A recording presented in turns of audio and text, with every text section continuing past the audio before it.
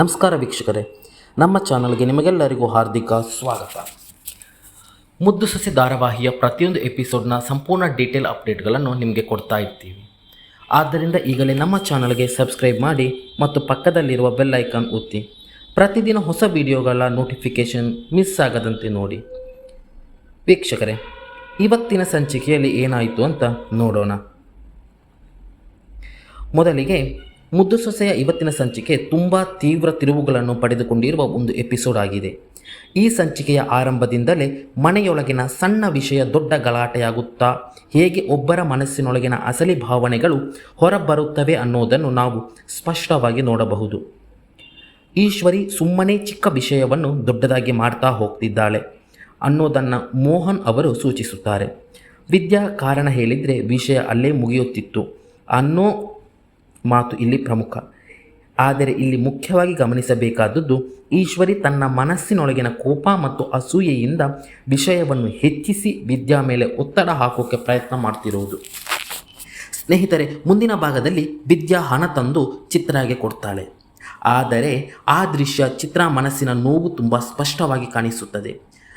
ನಾನು ಇವಳ ಹತ್ತಿರ ಹಣ ಕೇಳೋ ಪರಿಸ್ಥಿತಿ ಬಂತಾ ಅನ್ನೋ ಅವಳ ಒಳಗಿನ ಹತಾಶೆ ಮತ್ತು ಅವಮಾನದ ಭಾವನೆ ತುಂಬ ಆಳವಾಗಿ ತೋರಿಸಲಾಗಿದೆ. ಇಲ್ಲಿ ಈಶ್ವರಿ ಕೂಡ ತನ್ನೊಳಗೆ ಕೋಪವನ್ನು ಇಟ್ಟುಕೊಂಡು ನಮಗೂ ಟೈಮ್ ಬರುತ್ತೆ ಅಂತ ಪ್ರತೀಕಾರದ ಆಲೋಚನೆ ಮಾಡ್ತಾ ಇರೋದು ಕತೆಗೆ ಇನ್ನಷ್ಟು ಗಂಭೀರತೆಯನ್ನು ಕೊಡುತ್ತದೆ. ಇದೇ ಸಮಯದಲ್ಲಿ ಕುಟುಂಬದೊಳಗಿನ ಸಂಬಂಧಗಳು ಹೇಗೆ ನಿಧಾನವಾಗಿ ಕುಸಿಯುತ್ತಿದೆ ಅನ್ನೋದನ್ನು ನಿರ್ದೇಶಕರು ಸೂಕ್ಷ್ಮವಾಗಿ ತೋರಿಸಿದ್ದಾರೆ. ಇನ್ನೊಂದು ಕಡೆ ಚೆಲುವ ತನ್ನ ಸಮಸ್ಯೆಯನ್ನು ಭದ್ರನ ಬಳಿ ಹಂಚಿಕೊಳ್ಳುವ ದೃಶ್ಯ ಬರುತ್ತದೆ. ಇಲ್ಲಿ ಗ್ರಾಮೀಣ ಜೀವನದ ಸತ್ಯಸ್ಥಿತಿ ತುಂಬ ನೈಸರ್ಗಿಕವಾಗಿ ಮೂಡಿಬಂದಿದೆ. ತೆಂಗಿನ ಗಿಡಗಳಿನ ನೀರಿನ ಸಮಸ್ಯೆ, ಬೋರ್ ಹಾಕಿಸಿದರೂ ನೀರು ಕಡಿಮೆ ಬಂದಿರುವುದು, ಕರೆಂಟ್ ಸಮಸ್ಯೆ ಇವೆಲ್ಲವೂ ಅವನ ಸಂಕಷ್ಟವನ್ನು ತೋರಿಸುತ್ತದೆ. ಭದ್ರ ಅವನಿಗೆ ಸಹಾಯ ಮಾಡುವುದಾಗಿ ಹೇಳುವುದು ಅವನ ಒಳ್ಳೆಯ ಮನಸ್ಸಿನ ಸೂಚನೆ. ಈ ದೃಶ್ಯವು ಕಥೆಯ ಮುಖ್ಯ ಟ್ರ್ಯಾಕ್ನಿಂದ ಸ್ವಲ್ಪ ಬೇರೆ ಇದ್ದರೂ ಭದ್ರನ ವ್ಯಕ್ತಿತ್ವವನ್ನು ಮತ್ತಷ್ಟು ಗಟ್ಟಿಗೊಳಿಸುತ್ತದೆ. ಮತ್ತೊಂದು ಪ್ರಮುಖ ತಿರುವು ವಿದ್ಯಾ ತನ್ನ ತಂದೆಯ ವಿಷಯದಲ್ಲಿ ಖುಷಿ ಪಡುವುದು.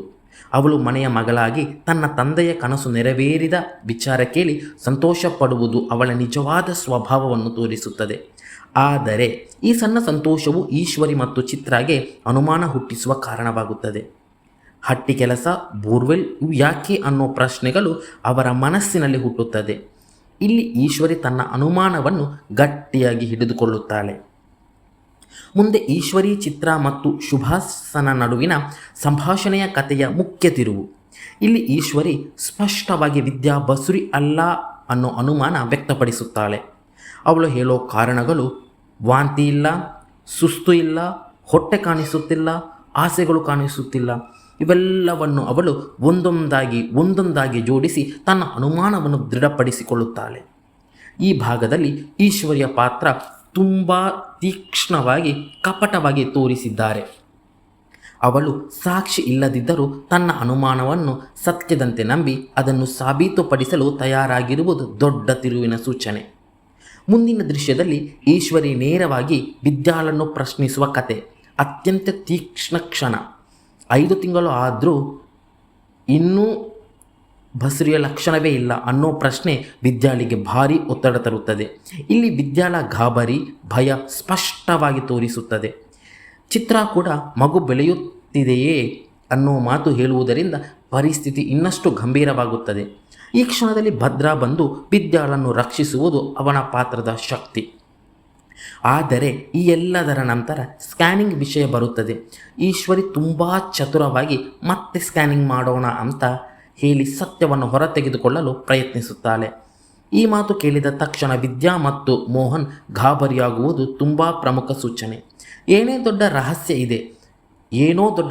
ಇದೆ ಅನ್ನೋದಕ್ಕೆ ಇದು ಸ್ಪಷ್ಟ ಸಾಕ್ಷಿ. ಆದರೆ ಮೋಹನ್ ಡಾಕ್ಟರ್ ಮತ್ತು ಹೇಳಿದ ಸ್ಕ್ಯಾನಿಂಗ್ ತಪ್ಪಿಸುವುದು ತಾತ್ಕಾಲಿಕವಾಗಿ ಪರಿಸ್ಥಿತಿಯನ್ನು ನಿಯಂತ್ರಿಸುತ್ತದೆ. ಈಶ್ವರಿ ಇಲ್ಲಿ ನಿಲ್ಲೋದಿಲ್ಲ. ಅವಳು ಇವತ್ತೇ ಸತ್ಯ ಬಯಲು ಮಾಡ್ತೀನಿ ಅಂತ ನಿರ್ಧಾರ ಮಾಡುತ್ತಾಳೆ. ಈ ಮಾತು ಮುಂದಿನ ಎಪಿಸೋಡ್ನಲ್ಲಿ ದೊಡ್ಡ ಬ್ಲಾಸ್ಟ್ ಆಗೋದು ಖಚಿತ. ಮತ್ತೊಂದು ಕಡೆ ವಿದ್ಯಾ ತನ್ನ ಸ್ನೇಹಿತೆ ರತ್ನಾಗೆ ಕರೆ ಮಾಡಿ ನಾನು ಬಸುರಿ ಅಲ್ಲ ಅನ್ನೋ ಸತ್ಯವನ್ನು ತುಂಬ ಭಯದಿಂದ ಹೇಳುತ್ತಾಳೆ. ಅವಳ ಗಿಲ್ಟ್, ಭಯ, ಮನಸ್ಸಿನ ಒತ್ತಡ ಇವೆಲ್ಲವೂ ಈ ದೃಶ್ಯದಲ್ಲಿ ತುಂಬ ಗಾಢವಾಗಿ ಮೂಡಿಬರುತ್ತದೆ. ಕೊನೆಯ ಭಾಗದಲ್ಲಿ ಈಶ್ವರಿ ಮತ್ತು ಚಿತ್ರ ಗುಪ್ತವಾಗಿ ವಿದ್ಯಾಳ ರೂಮ್ ಕಡೆ ನಿಂತು ಅವಳ ಮಾತು ಕೇಳೋಕೆ ಪ್ರಯತ್ನ ಮಾಡುವುದು, ಇದೊಂದು ಸಸ್ಪೆನ್ಸ್ ಅವಳನ್ನು ಗರಿಷ್ಠ ಮಟ್ಟಕ್ಕೆ ತೆಗೆದುಕೊಂಡಿದೆ. ವಿದ್ಯಾ ಫೋನ್ ಕಟ್ ಮಾಡೋದು, ನಂತರ ಅವಳ ಟೆನ್ಷನ್ ಇವೆಲ್ಲವೂ ಮುಂದಿನ ಎಪಿಸೋಡ್ಗೆ ಭಾರೀ ಕುತೂಹಲ ಹುಟ್ಟಿಸುತ್ತದೆ. ಈಶ್ವರಿ ಇವತ್ತೇ ಅವಳ ಸತ್ಯ ಬಯಲು ಮಾಡ್ತೀನಿ ಅನ್ನೋ ನಿರ್ಧಾರ ಕಥೆಯ ಕ್ಲೈಮ್ಯಾಕ್ಸ್ ಕಡೆಗೆ ತಳ್ಳುತ್ತದೆ. ಒಟ್ಟಾರೆ ಈ ಸಂಚಿಕೆ ಒಂದು ಸೈಕಲಾಜಿಕಲ್ ಬ್ಯಾಟಲ್ ಥರ ಇದೆ. ಒಂದು ಕಡೆ ಸುಳ್ಳನ್ನು ಮರೆ ಮಾಡೋ ವಿದ್ಯಾ, ಇನ್ನೊಂದು ಕಡೆ ಅದನ್ನು ಬಯಲು ಮಾಡಲು ಕಾಯ್ತಾ ಇರೋ ಈಶ್ವರಿ. ಕುಟುಂಬದೊಳಗಿನ ನಂಬಿಕೆ, ಅನುಮಾನ, ಅಸೂಯೆ, ಭಯ ಈ ಎಲ್ಲ ಭಾವನೆಗಳು ತುಂಬ ಗಟ್ಟಿಯಾಗಿ ಈ ಎಪಿಸೋಡ್ನಲ್ಲಿ ಮೂಡಿಬಂದಿದೆ. ಮುಂದಿನ ಸಂಚಿಕೆಯಲ್ಲಿ ಸತ್ಯ ಬರುತ್ತಾ ಅಥವಾ ವಿದ್ಯಾ ಇನ್ನೂ ತಪ್ಪಿಸಿಕೊಳ್ತಾರೋ ಅನ್ನೋದು ಪ್ರಶ್ನೆ ಕಾತರದಿಂದ ಕಾಯ್ತಾ ಇದ್ದಾರೆ. ವಿಡಿಯೋ ಇಷ್ಟವಾದರೆ ಲೈಕ್ ಮಾಡಿ, ನಿಮ್ಮ ಅಭಿಪ್ರಾಯವನ್ನು ಕಾಮೆಂಟ್ನಲ್ಲಿ ತಿಳಿಸಿ ಮತ್ತು ಇಂತಹ ಅಪ್ಡೇಟ್ಗಳಿಗಾಗಿ ನಮ್ಮ ಚಾನಲನ್ನು ಸಬ್ಸ್ಕ್ರೈಬ್ ಮಾಡಿ. ಧನ್ಯವಾದಗಳು.